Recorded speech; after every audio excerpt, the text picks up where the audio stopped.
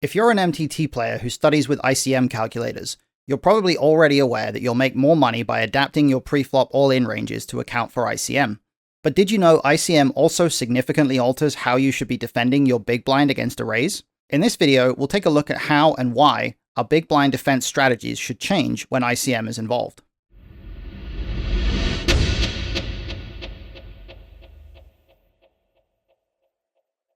Hi Wizards, I'm Matt Hunt, and I'm going to be your guide for this video. We're going to focus on a few specific things. First, what effect does ICM have in a vacuum? In other words, with symmetric stacks. Second, how should we adapt when the raiser has us covered? And third, how should we adapt when we are the covering stack? For the purposes of this video, we're just going to study the 25 big blind effective stack size, since this is a very common stack size, and it's a stack size where our chip EV solutions have both all-in jams and non-all-in 3-bets, as well as, obviously, calls and folds. There are some sims I used where the effective stack is technically 26 big blinds, but that's not going to impact the ranges substantially. Let's start with symmetric stacks, since this is the simplest of the three scenarios. This should help us to understand the baseline impact of the fact we're playing for dollars, not just chips. We're also going to start with the solutions for the middle stages of the tournament, since many players aren't aware of just how big the impact of ICM is during this period. So let's start by taking a look at a basic chip EV 9-handed sim, where we're defending from the big blind against an open from the hijack. Now you can see we have a very, very wide calling range here, 68-69% of hands, so we're never folding a suited hand here, which is a noteworthy trend. We also have a very low folding frequency at 19% or so, and it's predominantly the weakest offsuit hands which are folding there. Then we have two 3-bets. We have an all-in, which is a lot of middle pairs and strong offsuit aces. And then we have a non-all-in 3-bet, which is a very polarized range with some very strong hands, and then some offsuit blocker type hands. However, one noteworthy trend is there are a few hands here in the non-all-in 3-bet range, such as what you'll see here, Jack 10 suited, pocket 6s, pocket 5s, all these hands right here are very, very thin 3-bets. They're actually calling off versus the jam. If you look at the jamming node here for the hijack and then the big blind's call node, you can see Jack 10 suited is pure call, 6s and 5s are pure call, even a tiny shred of Queen 10 suited, Ace Jack off, Ace Jack suited. There's a lot of thin 3-bet calls there that are happening with some small frequency. What you'll see in ICM is that's going to disappear, and I'll explain the reason for that in just a second. But in general, you can see what the trend is here. Not much folding because we're facing a min raise. There's 9 antes out there. We're getting a good price, but a good amount of calling, and then two 3-bet ranges, the all-in and the polarized non-all-in 3-bet. So that's the chip EV breakdown. Let's now compare that to an ICM sim for 50% of the field remaining. So let's start by taking a look at a basic ICM sim for 50% of the field remaining with symmetric stacks. So everybody has 25 big blinds here. And what that means is that everybody also has a risk premium imposed on them of about 3.8%, as you can see here. So that makes everybody less likely to want to call off their stack, not just pre-flop, but also post-flop as well. What that does is it increases our fold frequency because a lot of hands, in particular, perhaps this kind of region here, these types of hands, this region here is the region that was actually okay with the idea of calling before in chip EV. But in ICM terms, these hands are very likely to just end up becoming a lot of one-pair bluff catchers post-flop. So these hands actually now would prefer to just fold when ICM is part of the equation. That's why that fold frequency has gone from about 19% up to about 31%. You can also see that our all-in jamming range now contains more hands like Jack 10 suited, Queen 9, King 9 suited, and a little bit of Ace 3 suited alongside some of the pairs that were jamming before. This is because these hands have pretty decent blocking power against the hands that call us, and they also have good equity when called. So blocking power is becoming a little bit more important as we start to enter a situation where ICM is in play. The non-all-in 3-bet range is now more polarized than it was, and you can see we're prioritizing a lot of these offsuit blocker type hands, Ace 6, Ace 3, Ace Deuce, King 5, hands like that are going to form the bulk of our 3-bet bluffs at this particular stack size. Next, let's move on to looking at an ICM sim for 37% of the field remaining. In this case, you can see that the bubble factors have now jumped up to about 5.3% for everybody. So that's going to be even more likely to encourage us to fold a lot of these offsuit hands pre-flop. And that's why that folding frequency has now gone up to 36%. You can see that now some of the hands that are folding are some of these offsuit kings. We also have stuff like Jack 7, Queen 6, hands in that region. Those hands are now folding when they previously were not. And again, it's because we don't have a lot of incentive to be bluff catching post-flop. Our all-in jamming range is starting to become a bit more blocker heavy. Some of these pairs are not quite as good, like 7s. We've also got hands like King 9, Queen 9 that are starting to increase their jamming frequency, Ace 3, Ace Deuce, Ace 4 suited. So we're starting to prioritize blockers a little bit more with our jamming range as well as with the polarized non-all-in 3-bet range. The 3-bet for value range is actually staying very consistent here, and the bluffs are also staying pretty consistent as well. So our non-all-in 3-bet approach is really not changing very much, even though we're starting to progress through the tournament. Next, let's look at a sim with 25% of the field left. Now, for this sim with 25% of the field left, you can see that the bubble factors are actually very high now. We're at 8.6% for everybody with Symmetric Stacks here. So in this case, that's incentivized us to increase our folding frequency even more, and we now have a fold frequency of about 42%. You can see that even hands like Jack 8, Queen 7, 10-8, that type of hand is now folding, along with some of the offsuit kings down here as well. So we now are folding certain hands that would never have considered folding in just chip EV terms. We also have a bit more in the way of jams when it comes to these ace suited hands, these Ace 4, Ace 3, Ace Deuce suited hands, and a little bit less in the way of these middle card suited hands. So it looks like we're actually a little bit more blocker heavy once again with this all-in range. And in fact, even a hand like Ace 4 off here is a relatively high frequency jam, while a hand like even pocket 8s or 7s or king queen suited, stuff like that stuff actually prefers to just call and play post flop. So there's a lot of complicated factors going on here. But in essence, the main change here that you're seeing is the evolution of that folding frequency. Take a look as we scan through. If we go back to the chip EV sim, this is the chip EV sim right here.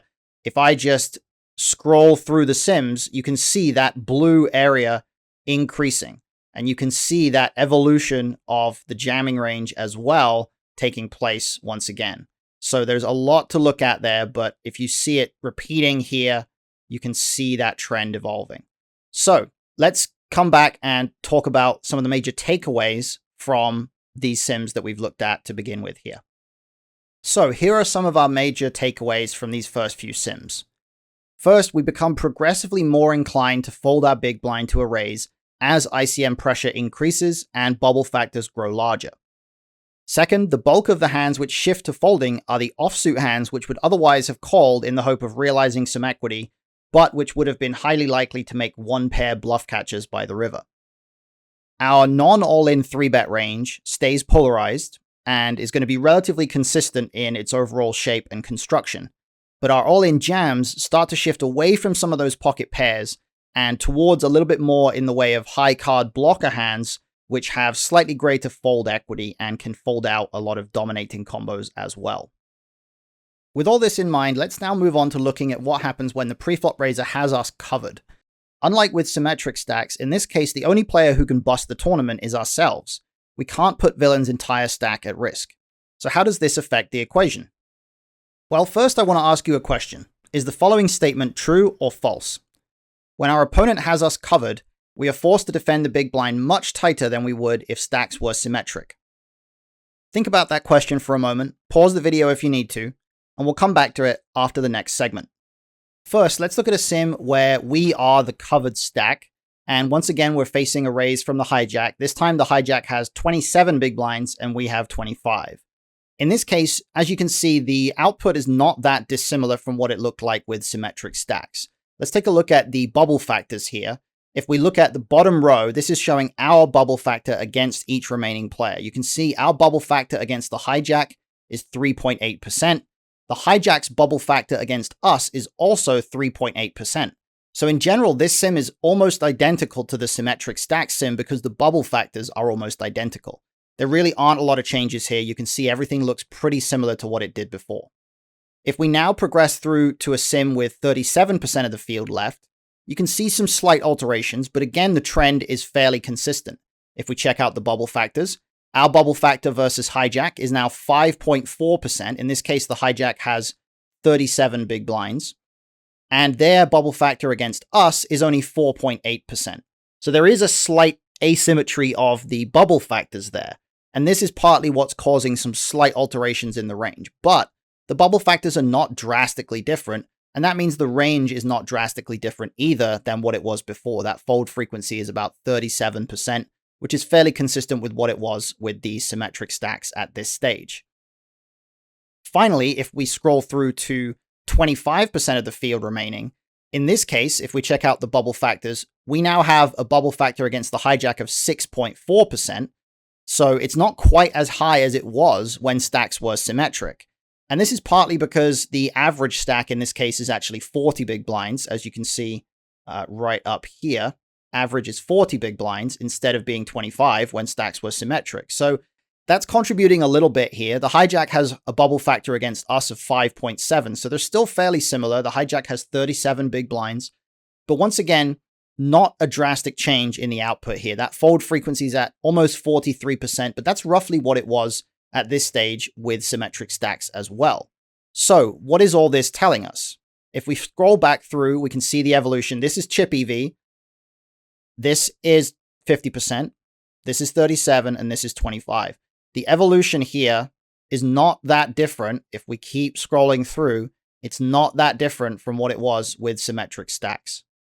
This table right here shows a breakdown of how the frequencies differ between symmetric and asymmetric stacks for these spots. As you can see, the differences between our overall folding frequencies when villain has us covered compared to when stacks are symmetric are pretty small. The caveat here is that we haven't yet featured any sims in this analysis where the hijack had us massively outchipped. So if we gave the hijack, say, 100 big blinds instead of 35 big blinds in the final sim for 25% of the field, we might start to observe some bigger changes. However, we can relatively confidently say that the statement that I posed to you earlier is actually false. Our opponent having us covered doesn't actually change our strategy substantially compared to stacks being symmetric, since the most important factor is simply the fact that they have the power to bust us from the tournament. As you could see, the bubble factors were fairly similar in these cases. When they had us covered by only a reasonable amount, the bubble factors weren't that different, which meant the actual sim outputs ended up not being that different either. So let's keep that in mind. Now, let's flip the situation around and look at what happens when we cover our opponent.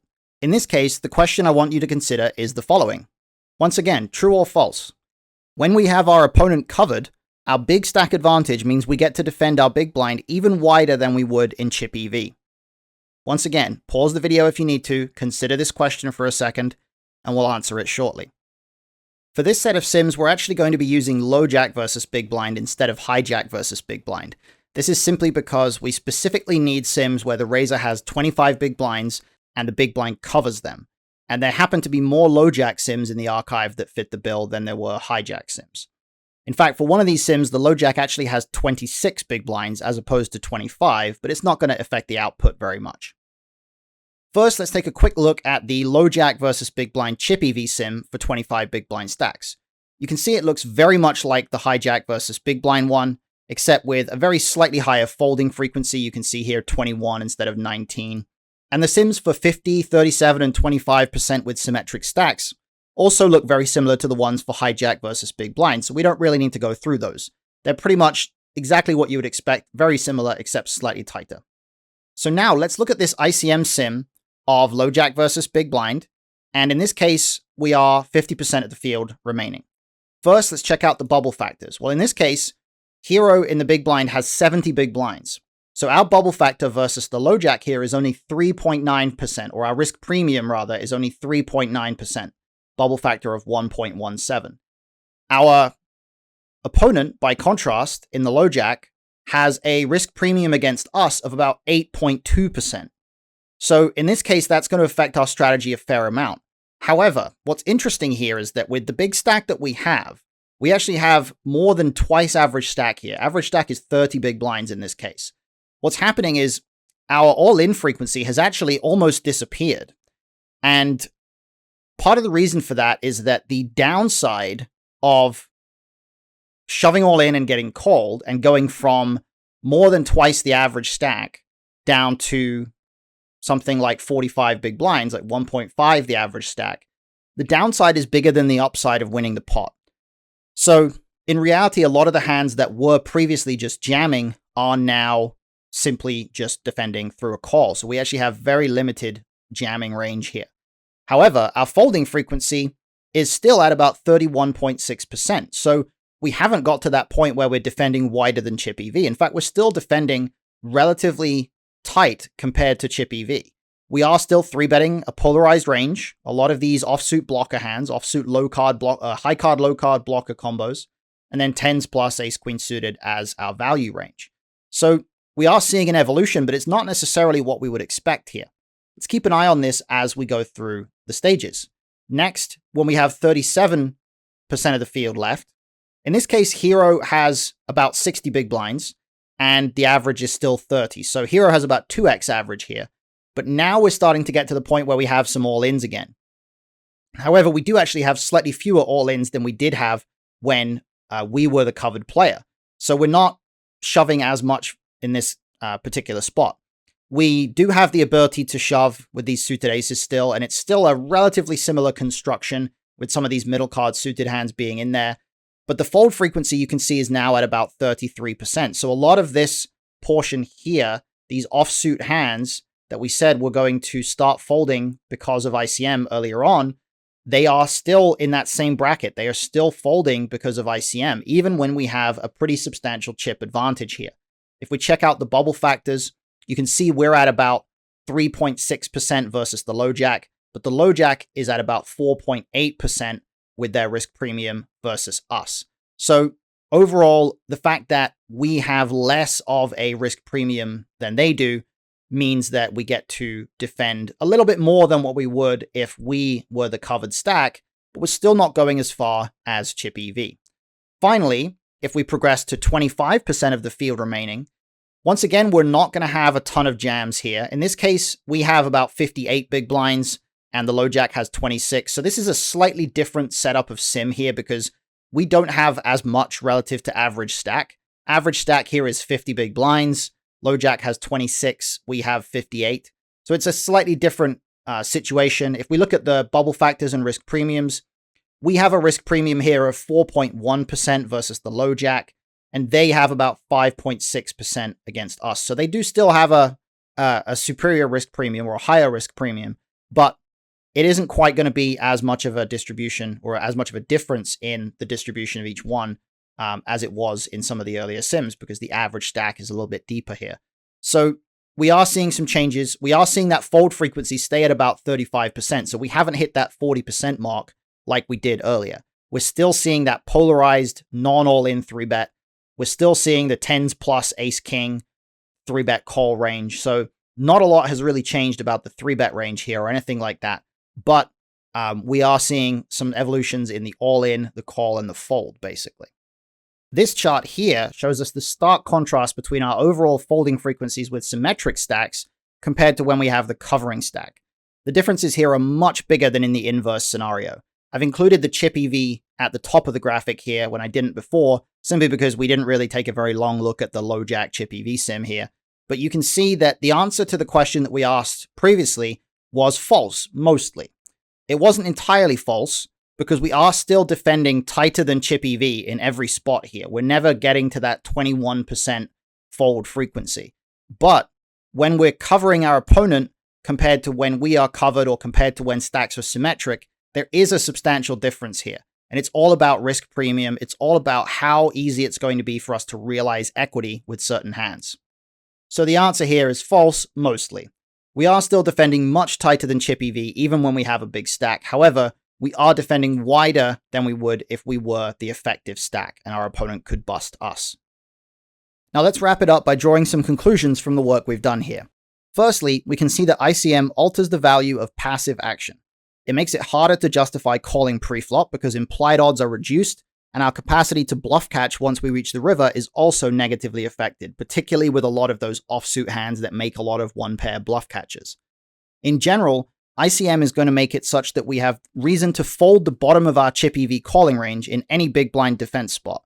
How far we go with this is going to depend on our stack size and the effective stack size, as well as risk premiums and bubble factors. Our non-all-in 3-bet range is going to become more polarized when ICM is involved, and any 3-bet jams that we do have are generally going to be more blocker-orientated if they exist at all. And since it's harder to jam for value with some of our vulnerable hands like 10s or ace-queen in certain spots, there might be some instances where we have no jamming range and we simply have a 3-bet non-all-in range and a call and a fold. And finally, our opponent having the capacity to bust us from the tournament, even if stacks are symmetrical, matters a lot. While we haven't yet been able to test the impact of our opponent having a huge stack, we could see that them covering us by 10 to 15 big blinds wasn't altering our approach very much. The other thing left to note here is that we didn't discuss late game scenarios. There are some much more extreme ICM effects taking place in those spots, which would require a bit more time for us to discuss them. So perhaps we'll tackle those in a future video. That's it for this video, everybody. Thanks for joining me. If you have any questions, please feel free to drop them in the comments or ask them on our Discord server. I'll be around there to field specific questions if you have them. Thanks everyone for watching, and I will see you in the next video.